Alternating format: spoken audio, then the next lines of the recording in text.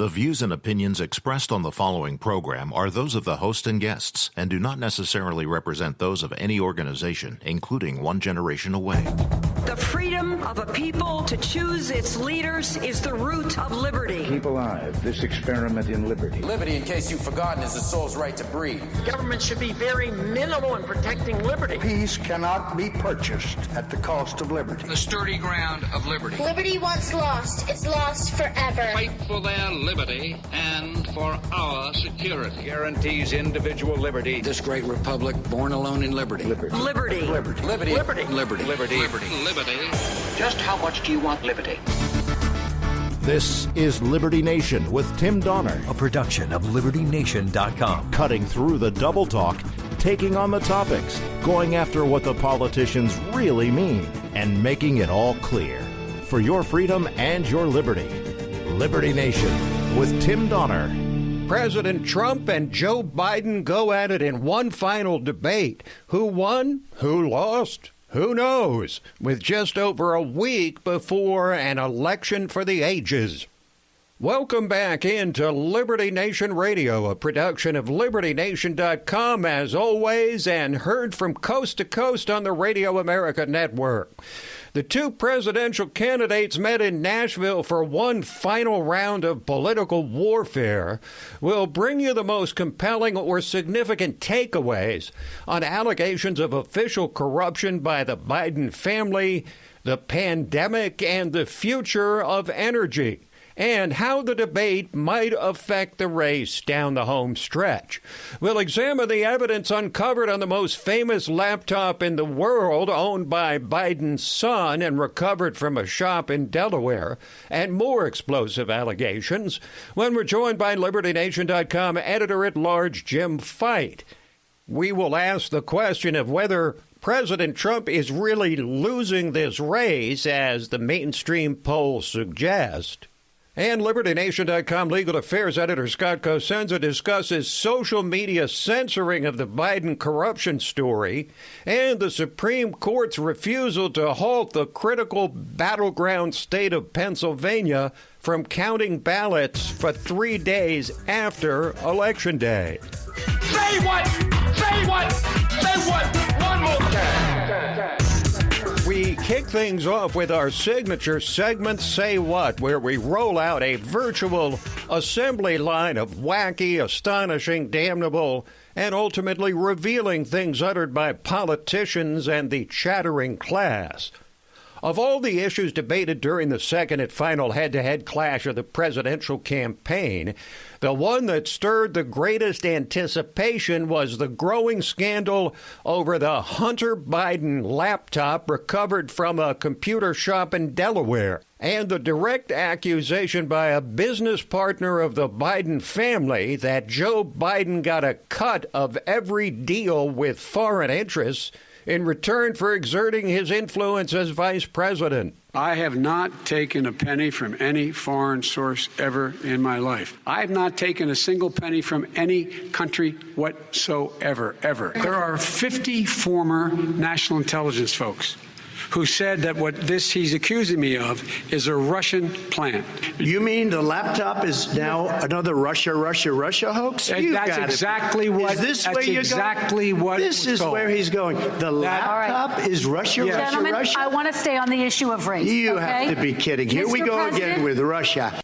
It will be up to the voters to decide whether this scandal very late in the campaign matters or not. More on that in a moment. But the closest thing to new ground broken in the debate was Trump's question and Biden's open proclamation on the issue of fossil fuels versus renewable energy.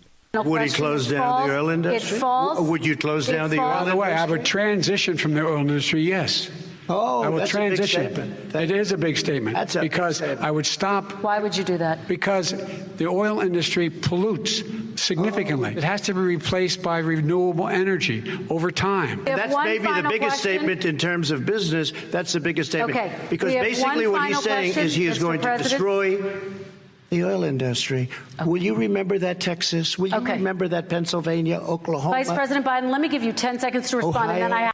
Trump making sure voters in crucial swing states are clear that Biden and the Democrats intend to gut the fossil fuel industry so crucial to their states' economies.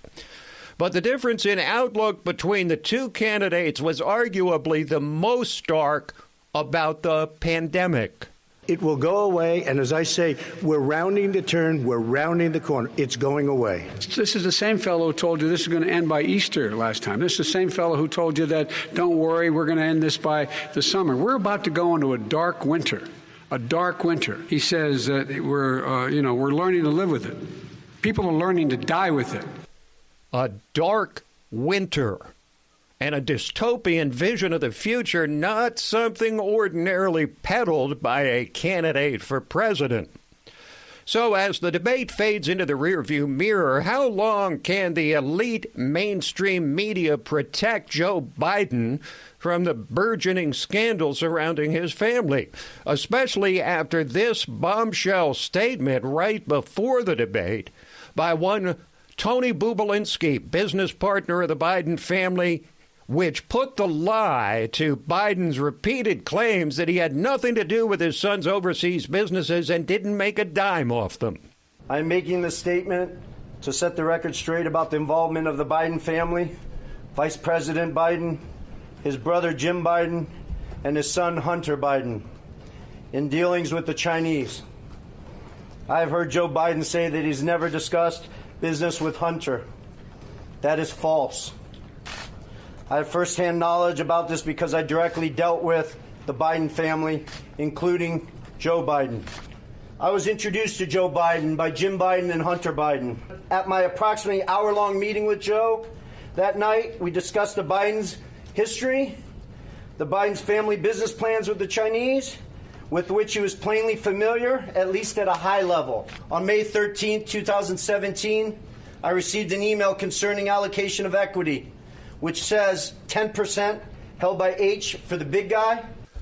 We shall see whether the elite media blackout on this story will persist.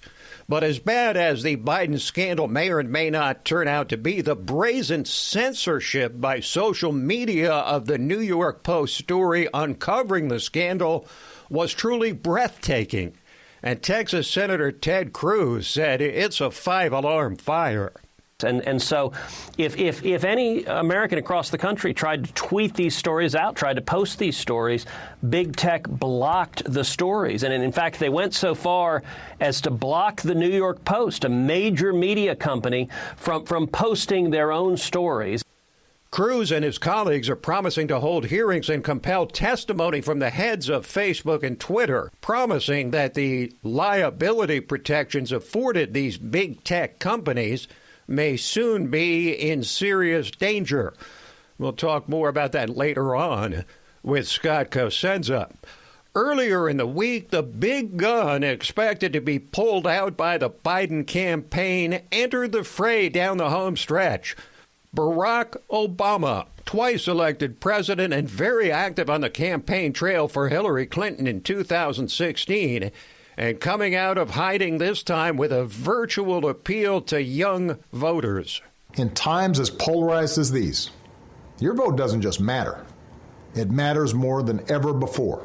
Joe Biden needs your vote. I know Joe better than almost anybody. I trust him to be a great president. He's different. He's on the right side of the issues. He'll get the job done. And Joe and Kamala will want you to keep pushing them to get the job done. Now, you would think that Obama's support would make a difference, but over his 8 years as president, he saved himself. But his party did not at all share in his success, losing over 1,000 legislative seats across the country, and his intense campaigning for Hillary Clinton obviously did not help. Obama's first speech came midweek in Philadelphia, where Democrats hope to run up the score and win Pennsylvania. One of the most intriguing questions of this election is whether President Trump can pick up more votes from Hispanics and blacks.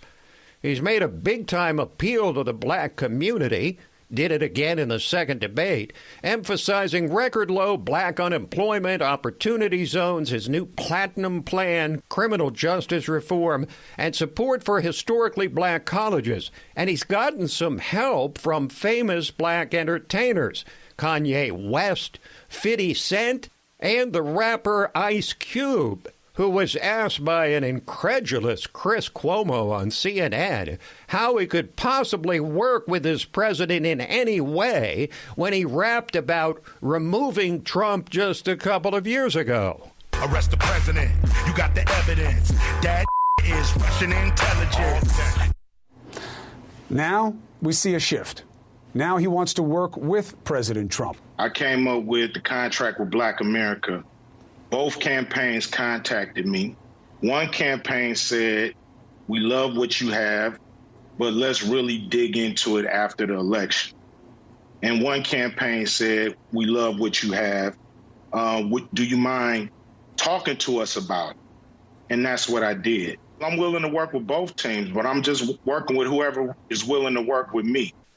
Trump got 8% of the black vote in 2016 and is expecting to hit double digits this time around. If he does, it could spell the difference in this election. Quick break, and then we'll return to drill down on the growing scandal surrounding the financial dealings of the Biden family and the big guy himself. Liberty Nation with Tim Donner. Election 2020 Big Bottom Flash Reports are coming. On election night, at the bottom of every hour, LibertyNation.com will give you Election Night 2020, 90 seconds at a time, with our Big Bottom Flash Reports. You'll get the drop with our one-stop shop. Tune into LibertyNation.com on election night for our Big Bottom Flash Reports at the bottom of every hour. LibertyNation.com.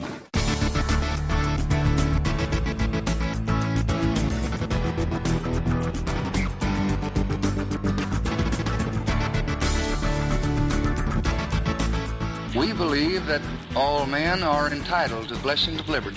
This is Liberty Nation with Tim Donner.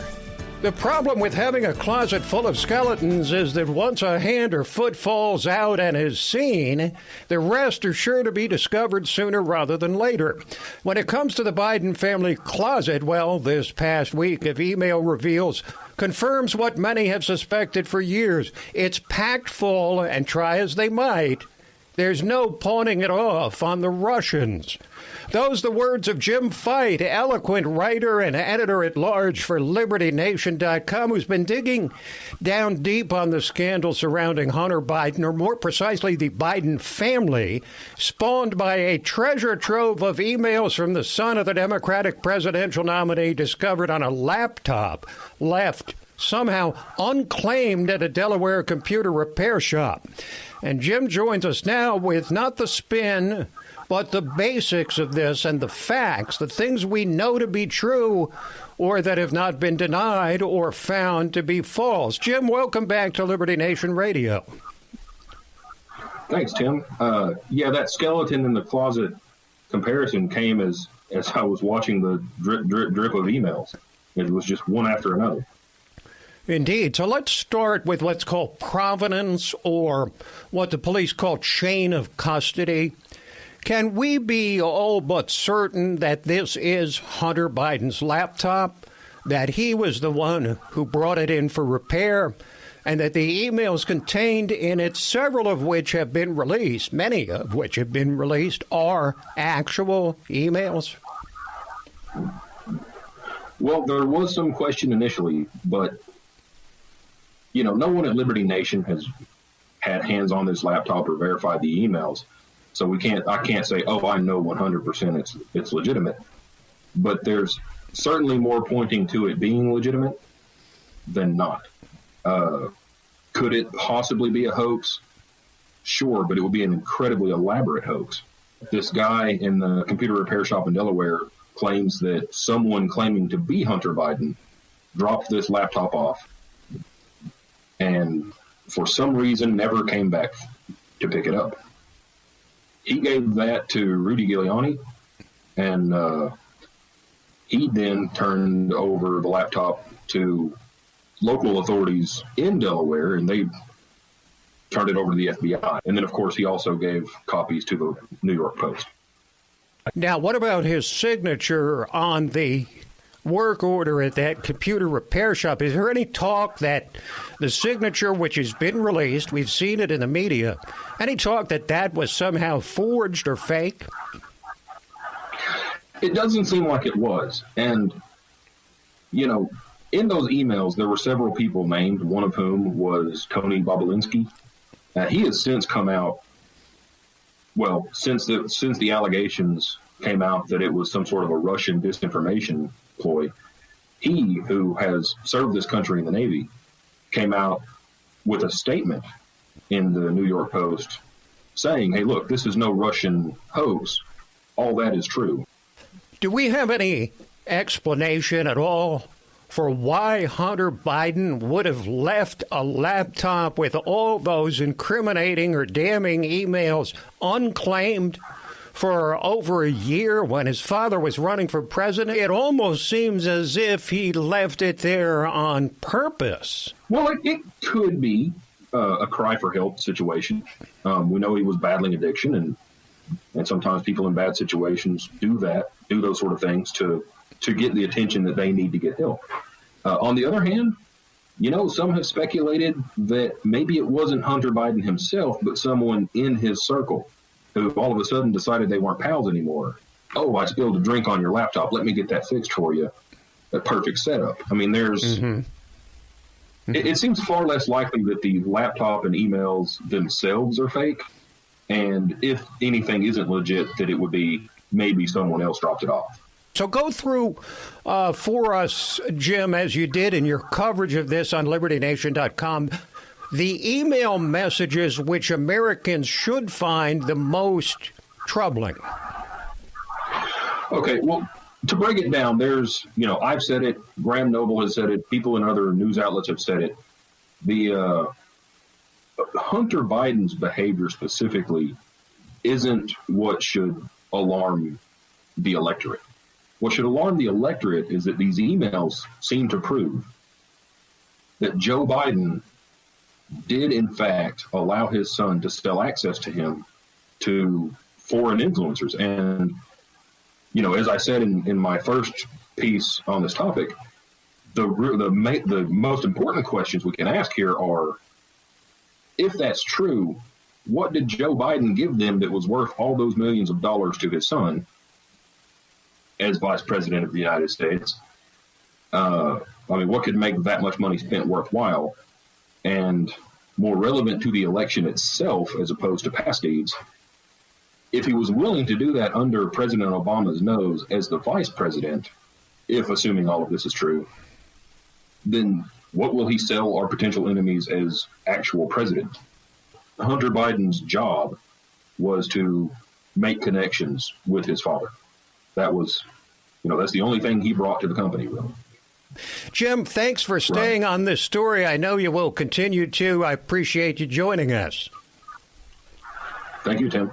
Jim Fite, editor-at-large at LibertyNation.com. Quick break, and then we're back to ask the question of whether Donald Trump is really losing this race for president.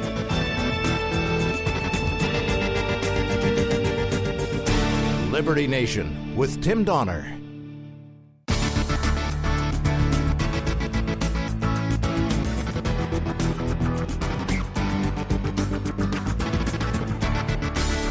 Far more important than my political future and far more important than yours, the well-being of our country. This is Liberty Nation with Tim Donner. The question has lingered over American voters ever since then-candidate Ronald Reagan posed it as a means to bludgeon the floundering President Jimmy Carter in their debate just days before the 1980 election. Are you better off than you were 4 years ago? It caused wavering citizens to think hard. A tight race broke open in the final days, and Reagan won a landslide victory. And yet, when that famous better off question was asked of voters 4 years later in 1984, just 44% of people answered that their lives had improved.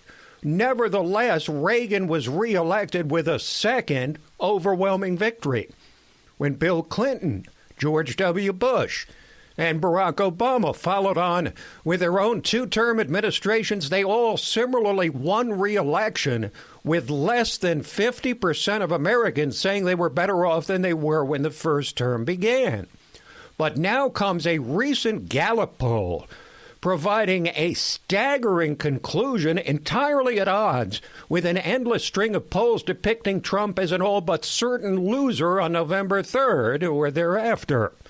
Even in the midst of a pandemic, 56% of the American people say they are better off than they were 4 years ago, while just 32% say their lives have gotten worse. When you stop to consider the disparity between the 56% better off figure and the roughly 44% that represents both Trump's job approval and his average support against Biden in the elite polls, something doesn't add up. One political truism that stood the test of time due to immutable human nature is that people do not vote against their own interests. Could it be that the dozen-point differential between 56 and 44% is largely comprised of those now famous shy Trump voters who understandably don't wish to share their political views with anyone? Could Trump actually cause millions of people to vote against their own improved quality of life strictly because of his personality? Of course, we need to consider the accuracy, or more precisely, the lack thereof, of the same mainstream polls which 4 years ago trumpeted a lead for Hillary Clinton that's looking more similar by the day to the lead Biden is showing this time around. In 2016, the polls told us that Hillary led in virtually every swing state on election eve. And yet she lost multiple states she was predicted to win and was defeated decisively by Trump in the Electoral College. The pollsters broadly admitted after that election that their methodology was broken. Yet they've provided no evidence that they have since changed their ways. Thus, there's no good reason to believe they've become reliable again in the even more radically polarized political climate of 2020. But that's not all. There are other signs which belie what the pollsters have been reporting. The enthusiasm gap between the two candidates is more like a gaping chasm, with the president consistently registering 20 or more points ahead of his feckless challenger. In most polls, a majority of Biden supporters say they're voting against Trump rather than for Biden. And surveys over time have shown that most people vote for a candidate, not against one. Trump is playing to crowds of many thousand, and Biden often to gatherings in the double digits on those occasions from time to time where he doesn't place a lid on his campaign's activities early in the day. And Biden is apparently not even trying to generate enthusiasm. He's essentially put a lid on his entire campaign, believing the fact that he is not Donald Trump will be enough, and that running out the clock and freezing the ball will lead to victory. But rarely, if ever, has the candidate that generates the most enthusiasm lost a presidential election, especially when that enthusiasm gap is wide. The backers of Reagan, Bush 43, Obama, and Trump in 2016 were clearly more enthusiastic about their candidate than were their opponents. Then there's the matter of voter registration. It's historically been a reliable indicator of what direction the electorate is headed. The GOP has been gaining voter registration since 2016, while the Democrats' voter rolls have been reduced. In the 67 counties of arguably the most crucial swing state in the election, Pennsylvania, 59 of those 67 have seen a net gain of Republican voters since Trump's election. That's 88% of the counties in the Keystone State. A similar GOP pickup has occurred in North Carolina, while other battlegrounds have seen at least a decrease in the Democrats' registration advantage. It's also worth examining the numbers so far from early voting, which was unquestionably supposed to favor the Democrats and led to loud calls from Trump and Republicans to stop the widespread distribution of unsolicited ballots. And yet, with the information we have now, the information now available, the Democrats' expected advantage of well over 2-1 in early voting at mail-in ballots has not materialized as they had expected at this point. With close to a third of the electorate having already voted, some battleground states such as North Carolina show a surprising number of GOP early voters in what, by all accounts, is a heavy turnout across the country. Even discounting any effect from the final debate or the growing scandal surrounding the enrichment of the Bidens by foreign actors, the reality on the ground may well be clashing with widespread predictions of a Trump defeat. When you combine the unreliability of the polls in the last election with the results of the "are you better off" question, the massive enthusiasm gap, and the pickup in GOP registration, some of the most significant metrics by which past presidential campaigns were almost universally judged, it would be folly for Democrats to believe that this race is over.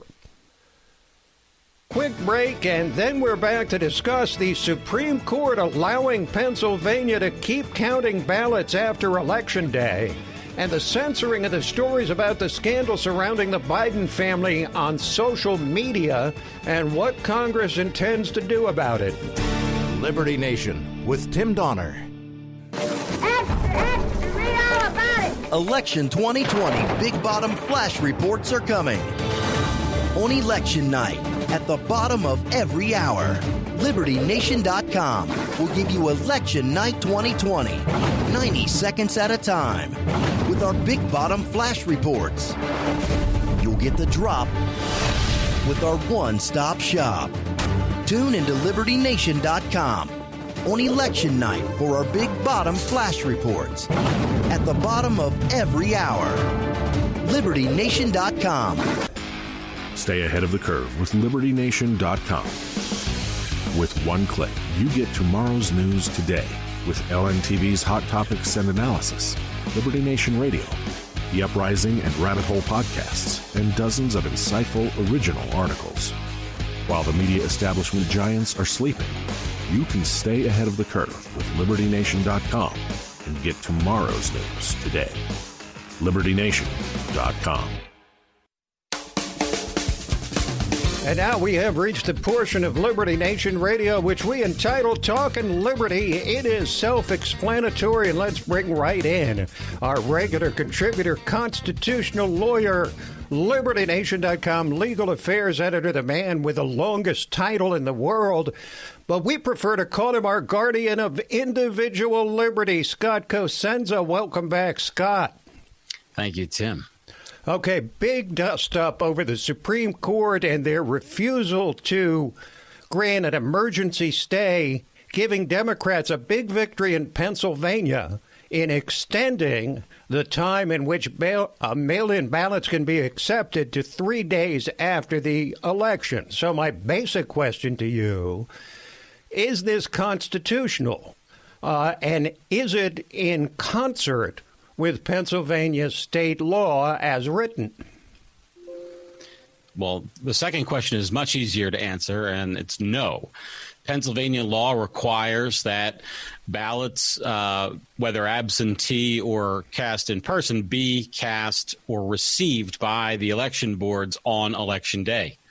The Pennsylvania Supreme Court was the judge in a lawsuit brought by Democrats in the state who argued that other provisions of the Pennsylvania Constitution were not met with that part of the law. So that people basically have the opportunity to cast their vote freely is part of the Pennsylvania Constitution. Democrats were able to successfully argue to the Pennsylvania Supreme Court that they were not, that because of the COVID pandemic and the restrictions placed upon people, that wasn't being honored.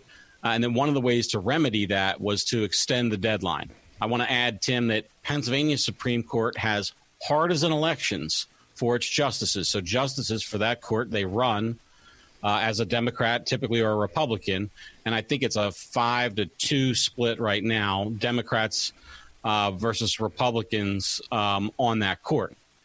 I would also add to you that that court is the one that issued me my license to practice law. So I can't say too many bad things about it. Well, that's about as far as you're evidently willing to go in criticizing the government of the great Commonwealth of Pennsylvania. But let me. So just to the first question, you asked if it was constitutional, and you did quickly mention that this was they denied a request for a stay. So let's just be clear what this was. This was not a Supreme Court case that they had heard at the United States Supreme Court level. The United States Supreme Court got a request from Pennsylvania Republicans, an emergency request to stay that ruling so it wouldn't go into effect until the case could be heard. And they've declined to do so, having tied 4-4, and Roberts aligning with the liberals and with the others, the conservatives, Alito, Thomas, Gorsuch, and Kavanaugh. They actually made sure that their names were known and published the fact that it was a 4-4 disagreement. Now, come Monday, the composition of the Supreme Court is likely to be different because Amy Coney Barrett is almost certain to be confirmed to the Supreme Court on Monday, 8 days before the election. Is there any recourse for Republicans in Pennsylvania to come back with another challenge to this rule? And if not, what recourse would they have if they object to the tallying of all these mail-in ballots for the 72 hours after the election? Tim, typically no, unless there's new facts. Now, because this is an election, there's lots of moving parts. There will be some new facts that Republicans can then think justify another bite at the apple to get to the court. Now, we'll see. There are people on the Supreme Court, Tim, who might like to rule one way in this case, but might not like that kind of gamesmanship of the process. These things have to develop as they do. One thing I can tell you is, though, that the remedy for something that hasn't yet occurred may be different than for one that has occurred. So those votes haven't been received yet by the election boards post-election day. Once the vote is cast and they do start coming in, depending on what's done with them, they may have good cause to go back to court. Again, as you say, if that court includes Amy Coney Barrett, and if our suppositions about her are true, she would join the other 4 to make sure that those polls were closed on Election Day, like Pennsylvania law clearly states. And I don't even think, Tim, that there was one argument by the other side that says that that's not clearly stated in the law. It's a workaround. Well, if ever there was reason to believe that the addition of Amy Coney Barrett to the court is significant, this ruling, 4-4, certainly confirms it, because John Roberts, as has been his wont increasingly in recent years, sided with the leftists in what could be a crucial decision depending on what happens in the election. I think that John Roberts would be the first person to tell you they're not Republican judges or Democrat judges. They're just judges. That's right. He issued that retort to President Trump in an extraordinary public statement by a chief justice. He said there are no Obama judges or Trump judges. And, of course, everybody laughed at it because we all know the difference in judicial philosophy and political and constitutional beliefs is crucial to the split in the court. Let's move on to a critical issue in light of Facebook and Twitter literally censoring a critical story from the New York Post, the 4th largest circulated newspaper in the country, about Hunter Biden and his emails and the connection to Joe Biden.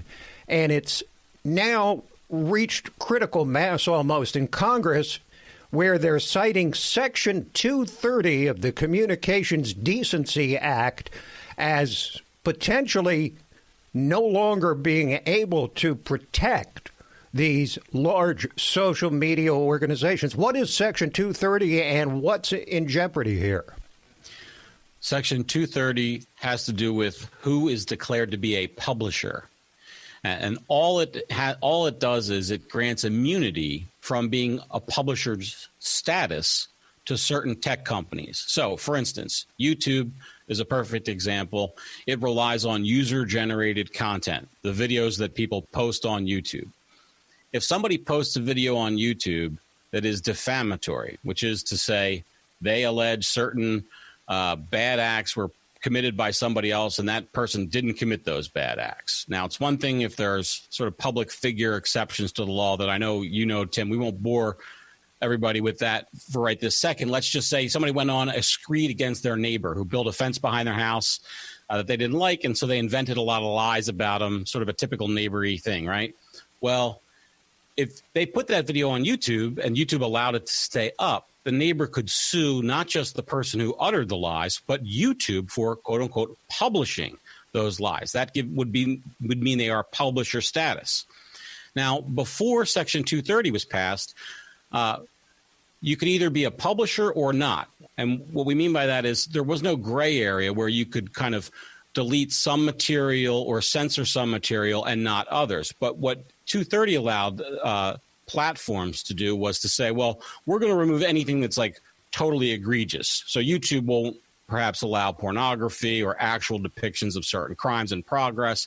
But for the allegation against the neighbor with the fence, they don't know whether that's true or not. They know that it could be allowed if it were true, and they just allow it to go forth. And it gives them immunity. So if that neighbor sues YouTube, they can say, boom, Section 230, we're immune from this suit. Well, the idea behind 230 was that it would allow voices to flourish, and it wouldn't be used to repress ideas or advance others, but just allow all ideas to kind of flourish. And so Donald Trump in May instructed Ajit Pai, the Federal Communications Chairman, who is tasked in the law to kind of monitor Section 230 and articulate rules, to do just that. And we're waiting now, Tim, to see what rules they announce, and I expect there's going to be court fights over it no matter what the announcement is, and that also Twitter and other social media networks are going to become somewhat less dialed into the social justice warrior scene than they had been. Let me ask you a common sense question as a civilian. If the definition of a publisher is a site that determines which content will go up and which will not, once they pull down something like the New York Post story, haven't they automatically become a publisher by exercising their judgment about what should be posted and what shouldn't? Well, Section 230 does not explicitly say that if you do it for political judgment. It always envisioned that the quote-unquote publisher, and I think we should use platform here to differentiate whether that platform is legally defined as a publisher for defamation purposes. It doesn't say only for neutral purposes, but that's what was envisioned in the law with the intent, obviously.